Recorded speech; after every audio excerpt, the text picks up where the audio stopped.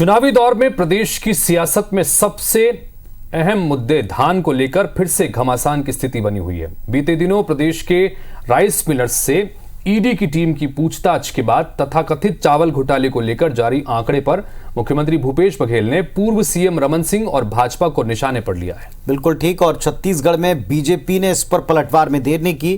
कांग्रेस को करप्शन की गारंटी का आरोप दोहराया है। दिन भर इस पर बहस का मोर्चा खुला रहा। एक रिपोर्ट इस पर दिखाते हैं।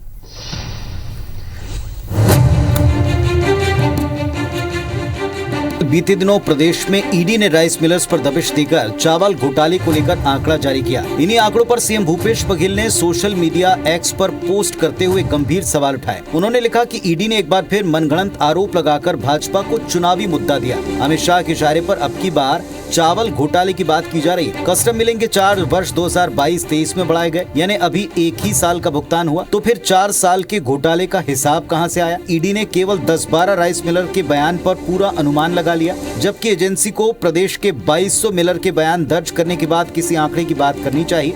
इसके अलावा सीएम भूपेश ने पिछली रमन सरकार के समय की मिलिंग की खामियां बताते हुए कहा कि तब किसानों से खरीदे गए 60 से 70 लाख टन धान की मिलिंग तक नहीं होती थी। सूखा, चोरी, ब्याज, संग्रहण केंद्रों के रखरखाव और धान में खराबी से सैकड़ों करोड़ का नुकसान प्रति साल प्रदेश सरकार को होता था। जबकि नई प्रणाली लागू होने के बाद 97 लाख टन धान का उठाव बरसात के पहले हो चुका है, जिससे राज्य का 2000 करोड़ रुपए बचा है।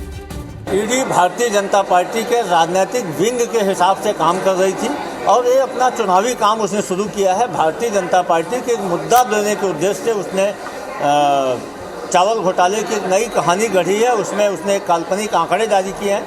इसके पास में सच्चाई नाम की कुछ चीज़ नहीं। सीएम भूपेश के ईडी को लेकर वार पर बीजेपी ने पलटवार में भी देर न की। छत्तीसगढ़ बीजेपी ने अपने ऑफिशियल एक्स हैंडल पर तंज कसते लिखा कि घोटाले की परतें खुलने पर मुख्यमंत्री रटा रटाया जवाब देने लगते हैं। पूर्व सीएम रमन सिंह ने भी मुख्यमंत्री के ट्वीट पर पलटवार किया।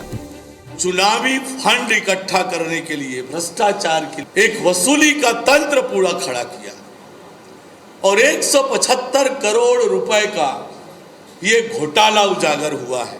आपने तो एक के खिलाफ भी कोई क्रिमिनल कार्रवाई नहीं की। जब ईडी कार्रवाई कर रही तो आप घबरा के, आपको तो बोलना चाहिए कि अगर गरीबों का चावल किसी ने खाया है तो उनके खिलाफ में ईडी को कड़ी से कड़ी कार्रवाई करना चाहिए। ईडी का विरोध कर और भूपेश बघेल जी छत्तीसगढ़ को लूटने वालों को उनको संरक्षण दे रहे हैं। केंद्र की सरकार कार्रवाई कर रही है तो इनके पेट में दर्द हो रहा है।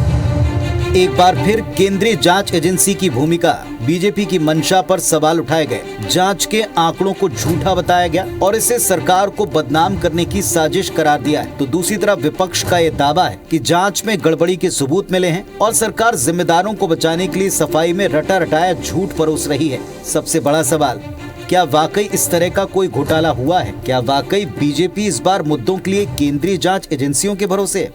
Bureau report, IBC 24।